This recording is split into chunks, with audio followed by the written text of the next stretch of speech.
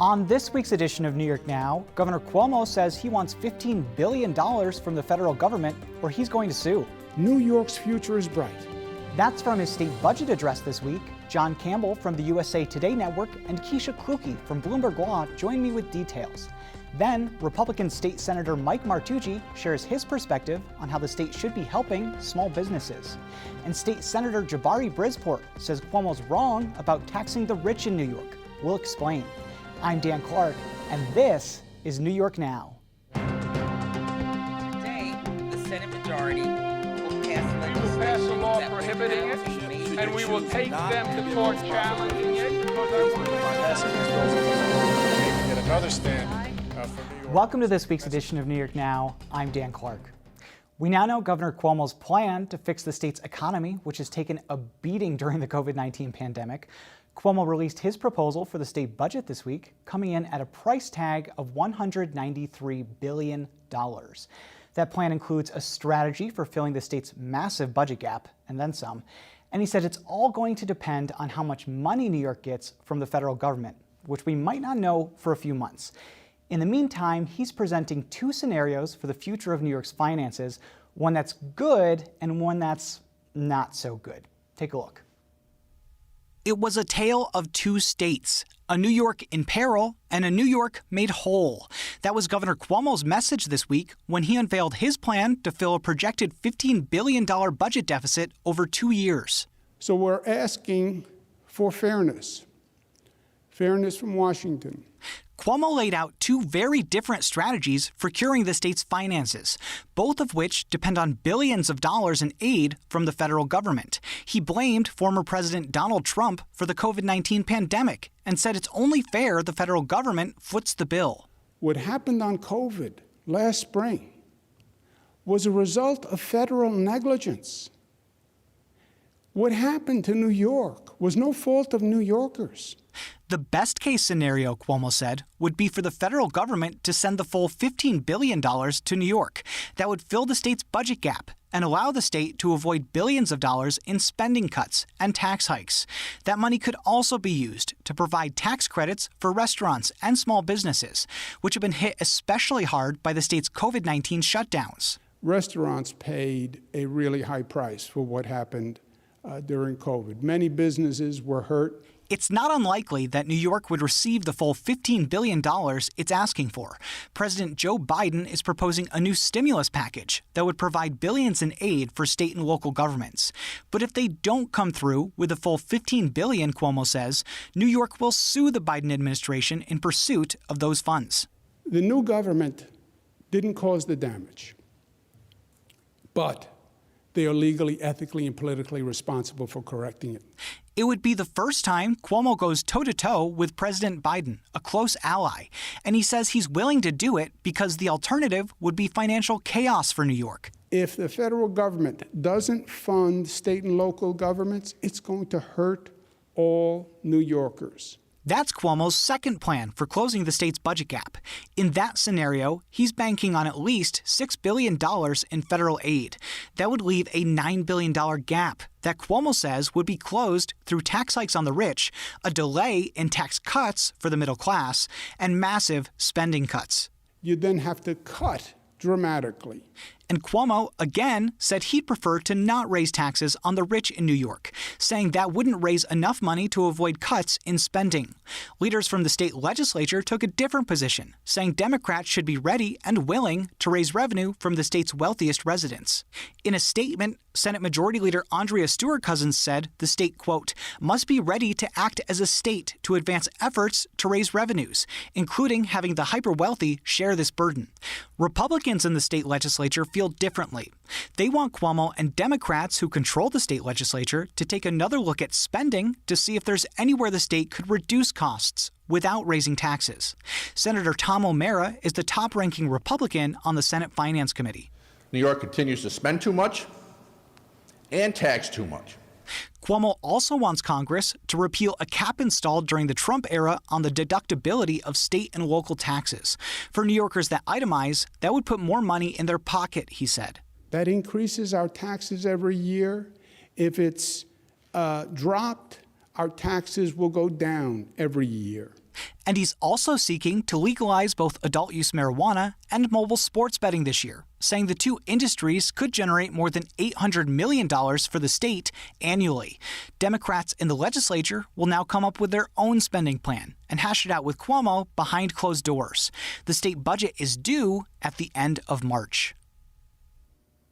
So you can imagine it's going to be a very interesting next few months. With me in studio to discuss are John Campbell from the USA Today Network and Keisha Kuki from Bloomberg. Thank you both for being here.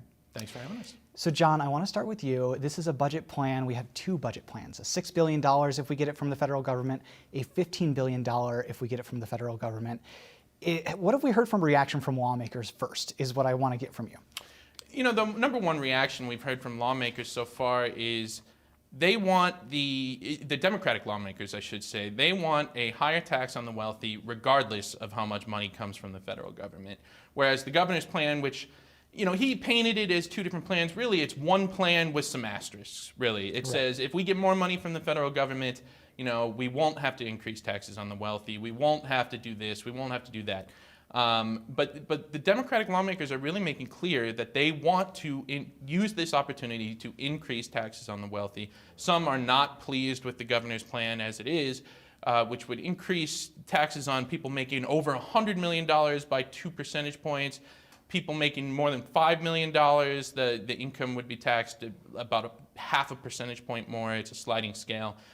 So you're seeing some reaction from lawmakers that they want to do the millionaire's tax regardless of how much money comes from the federal government. And I should say later in the show, we'll be talking to State Senator Jabari Brisport about this proposal. They have a whole package of bills, a whole smorgasbord of, you know, billions of dollars of revenue raisers. So stay tuned for that. Keisha, I want to go to you next.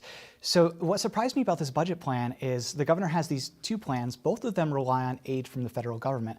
But what we're not hearing is a situation where we don't get any money from the federal government by the time the budget is due, which is the end of March. I think that the governor, throughout the coronavirus pandemic and throughout the fall, people kept saying, we have a deficit this year. I mean, the current fiscal year, let alone next year's budget, we still have a deficit. How are you going to fill it? And continuously, he's waiting on the federal government. So he's kind of, I mean, I don't know what happens if we don't get anything. They kind of seem to think that we're going to get some sort of aid, and it just is a matter of how much and whether or not it's going to be just a really tough budget. It's has a proposal to pause middle class income tax reductions this year, which is something that lawmakers would want to do because it makes them look good in their districts to have tax cuts.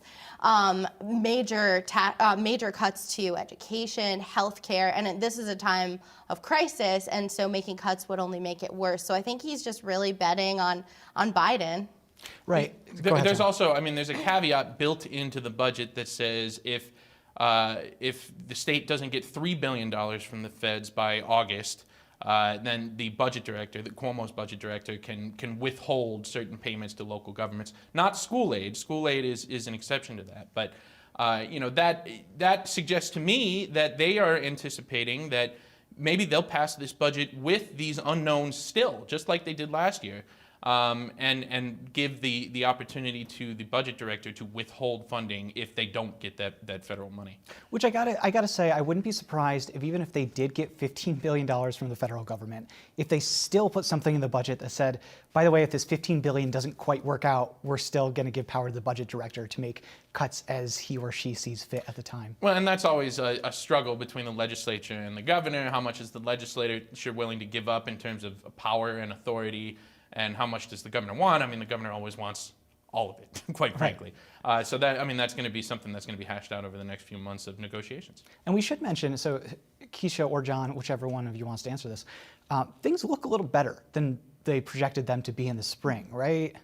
Yeah, originally I think it was a $14.9 billion deficit just for the current fiscal year, $16 billion for the next fiscal year, which starts April 1st.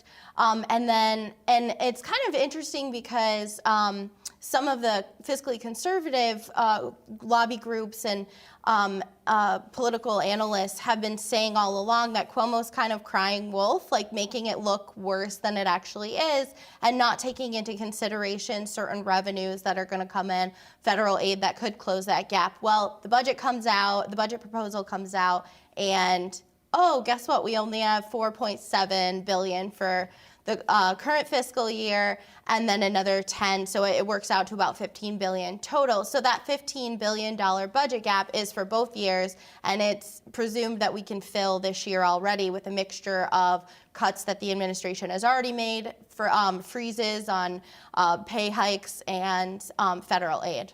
And if we don't get the $15 billion, as we mentioned before this segment, the state is going to sue the Biden administration. I think this is a really interesting situation for the state to be in, John, because President Biden is a very close ally of the governor's. There were points where we thought that the governor was going to go to his administration and be part of the cabinet. What does that look like politically? Do you think the governor would actually move forward with that? I mean, it's, you know, it's easy to threaten to sue somebody, you know, Right. and you can file any lawsuit you want, but whether that lawsuit has actual legal bearing is another question. We've seen a similar kind of lawsuit the state filed against the federal government when Donald Trump was in charge, about the state and local tax deductions that were rescinded, essentially, or capped during the 2017 federal tax reform. So, and they made an equal protection claim, basically saying that it's not protecting states equally under the law. I don't know exactly what the legal rationale would be. I mean, as of right now, it's just a little tidbit that the governor threw out that garnered some headlines, but there's not any meat to it. So who knows what that would be. Right, they lost the SALT lawsuit because the judge said at the time that even though this did hurt people in New York, it was still the purview of the federal government to do this. They had every right to do it. It was not illegal. And why would it be any different now? Right, with that's that what I'm lawsuit? thinking. Yeah, exactly. So moving forward, before we run out of time, Keisha, we have a new president this week, President Biden, as I said, close ally of Andrew Cuomo. How is this going to change the relationship between New York and the federal government? I have to assume things will get better between the Cuomo administration and who's in the White House. Yeah, I think Cuomo has continuously said that the Trump administration had, I think it was, used New York State as a political piñata. And there were multiple things. I mean, everything from immigration issues to taxes, as John had said, was kind of against New York State and against blue states in general. So having, pardon me, having a Democratic president will theoretically be a boon to the blue states, but also we have Chuck Schumer as the majority leader in the Senate, and that also could be big money for New York State, because typically they try to funnel that money to their home state, just a little extra on the side. Yeah, well, we'll see. That'll be really interesting to watch in the next few weeks. John Campbell from the USA Today Network and Keisha Kluge from Bloomberg, thank you both so much. Thank you. Thank you. Almost half of small businesses in the U.S. say they'll have to close this year if the economy doesn't get better. That's according to a survey released last month by the National Federation of Independent Business. And lawmakers are hoping that won't be the case here in New York. That includes State Senator Mike Martucci, the top-ranking Republican on the Senate Commerce Committee. We spoke this week. Senator Martucci, thanks so much for being here. Thanks for having me, Dan. Anytime. So you've been named the top-ranking Republican on the Commerce Committee, which deals with commerce, economic development, and small businesses. Small business is obviously a top priority of the Republican conference in the state Senate. Tell me from your perspective what the state could be doing right now to help small businesses at such a tough time. Well, first, our state needs to be focused on ways to make sure that the tremendous burden that's been placed on the unemployment insurance system doesn't translate to our small businesses. So many of our businesses were closed by order of the state, and understandably so, to help folks protect folks from the pandemic. But today, there's conversations about translating those unemployment costs back to our small businesses. We also have to be looking at very practical things that provide immediate relief. A restaurant industry that's absolutely on its knees. So many of our commercial tenants who need help paying their commercial rents, and on and on. But I would tell you that one of the things that I'm focused on is making sure that we provide immediate relief to our businesses, because we don't have time to help. You know, once a business closes, it's nearly impossible for a business to reopen. Just zooming out, the committee that you're on also deals with economic development in general. That's been a huge thing for the Cuomo administration over the last decade, trying to boost these different regions of the state through these economic development initiatives. While you're on the committee, what kind of initiatives would you like to see the state take? Do you think the Cuomo administration is doing good in the strategy that they've chosen? So I laud the governor and his administration for their focus on economic development in this state. I certainly think there are some questions that have to be answered if we're really getting our bang for our buck with respect to all these economic development dollars.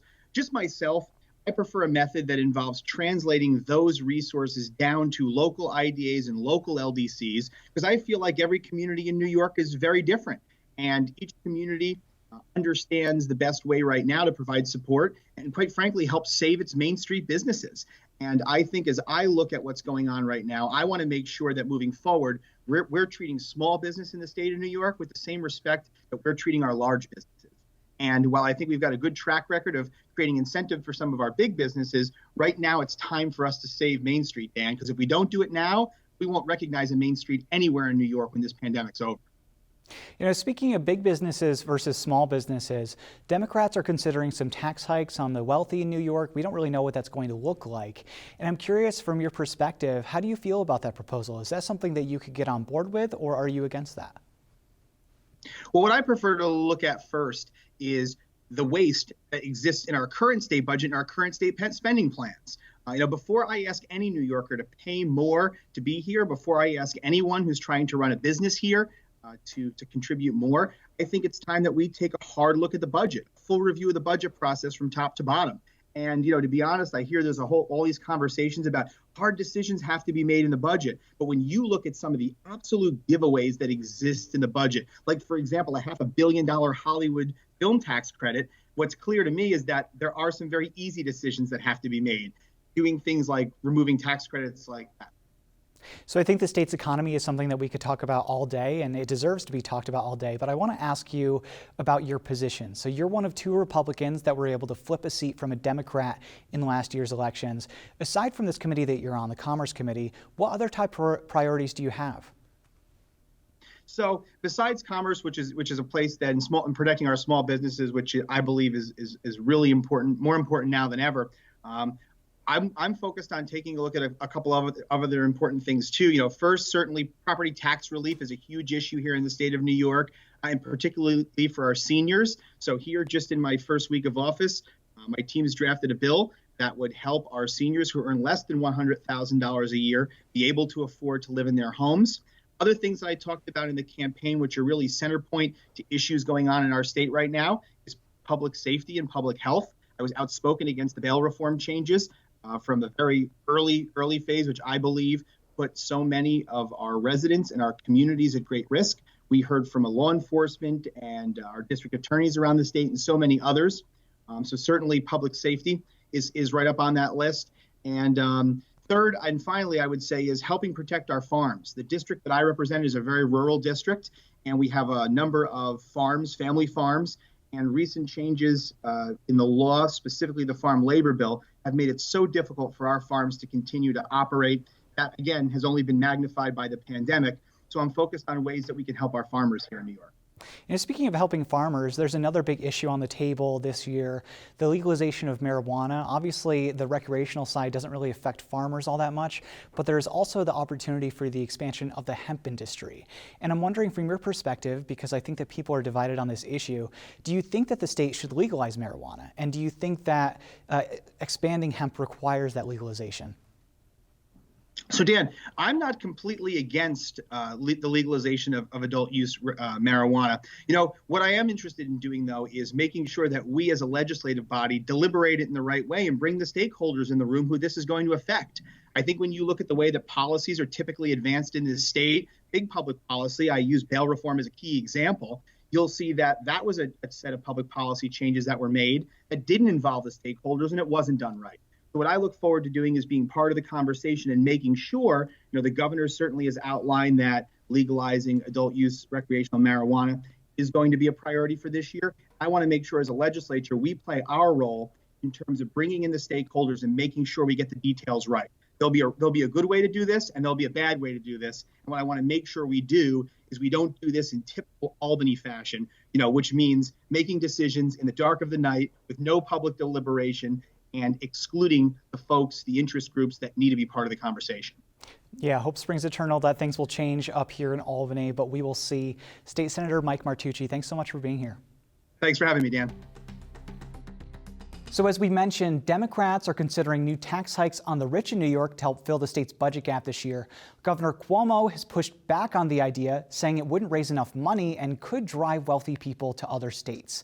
But some Democrats say he's wrong, and they have a package of bills they want to pass immediately. State Senator Jabari Brisport joined me this week to explain. Senator Brisport, thanks so much for being here.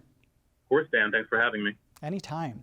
So the governor is pretty hard set against raising taxes on the wealthy this year to help fill the state's budget deficit. He says that raising those taxes would only generate about $1.5 billion of the state's $15 billion budget gap. You say he's wrong. Tell me why. Well, Dan, I don't just say he's wrong. I say he lied in saying that, in the Invest in Our New York campaign, our personal income tax proposal raises $12 to $18 billion by more aggressively targeting the highest incomes in New York. And the entire package seeks to increase revenue by $50 billion plus. So there's a lot more money in the hands of the rich, and we can fund our future in New York State. So are we just talking about raising income tax rates on the high income earners in New York State, or I think it's a whole package that you have. So what else are we looking at? It's a huge package. So in addition to personal income tax, there is also a capital gains tax on our earned income through investments. There is corporate taxes, such as really restoring the corporate tax rates to where they were before Trump lowered them, and also taxing financial transactions like stocks and bonds and derivatives, a wealth tax, constitutional amendment to enact one, and also one that I'll be pushing for with Senator Sanders, which is an heir tax, a tax on large inheritances. And I know there are some questions about the wealth tax, for example, about the constitutionality of that. Have you examined those questions? I know it's kind of preliminary. These are sort of new proposals. Yeah, I mean, that's why it's a constitutional amendment, but I think it's worth saying that many New Yorkers already pay some form of a wealth tax in terms of their property tax. The difference being that for everyday New Yorkers, the bulk of their wealth, is in their home, but for the wealthiest people, only a fraction of their wealth is in their estate. So if the state does get money from the federal government, if we get enough to close the budget gap, do you think the state should still move forward with these revenue actions, like raising tax rates on the wealthy, going after Wall Street, et cetera? I think we should absolutely move forward with these taxes, regardless of what the federal government does, because it's what we need. New York was hurting before coronavirus hit us, and we still have billions in need for education, for our public housing, for transportation, for energy investment, to undo the Medicaid cuts that Governor Cuomo snuck into the budget last spring. So we definitely need all the funding there that we can get. So these aren't new ideas. A lot of these ideas have been floating around the legislature for at least a couple of years. I'm thinking specifically of raising taxes on the wealthy. We did this several times throughout the state's history, after 9/11, during the recession, the most recent recession 10 years ago. Why do you think that Democrats in the legislature haven't pulled the trigger on this? You're a first-term member. I like that you said that a lot of these aren't new, because there is historical precedent for a lot of these, and even some of them, Dan, like the stock transfer, the financial transaction tax, has a basis in, we had a stock transfer tax for decades. I think we have a moment that we need to strike while the iron is hot right now, when having a Democratic supermajority in both the House, in both the Assembly and the State Senate, and we have leadership in the legislature that is much more amenable to raising taxes on the wealthy than Governor Cuomo. And I'm excited to push forward and win this for all New Yorkers. The governor and Republicans in the legislature have brought up an argument that if we raise costs for the wealthy in New York State, they will move out of the state to another state that may have lower tax rates or a lower cost of living. What do you say to that? How do you respond to those complaints? I know that 10 years ago when we raised taxes, that did happen at a minor level.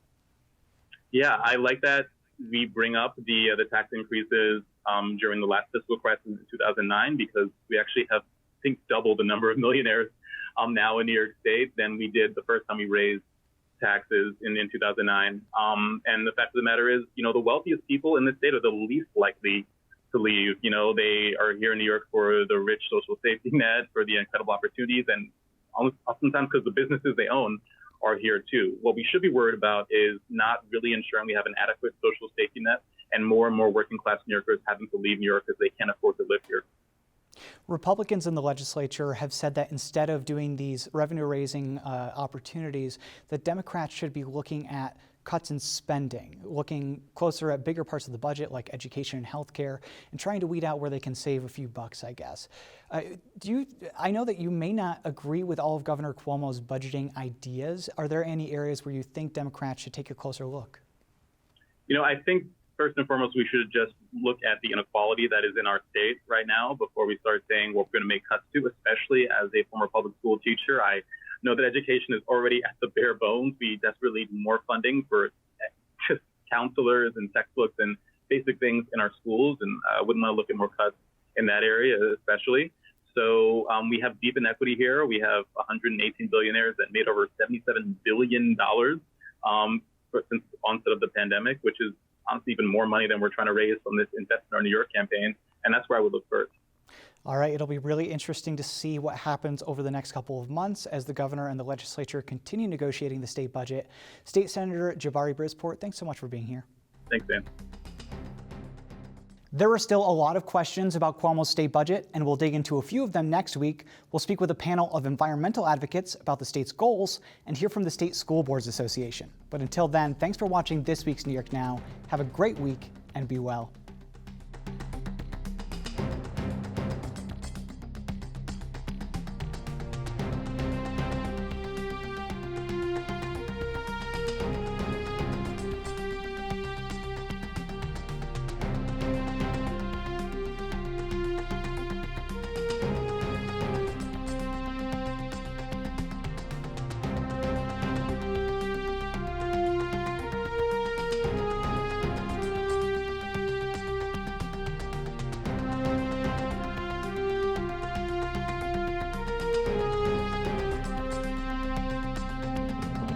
Funding for New York Now is provided by WNET. And by the Dominic Ferrioli Foundation.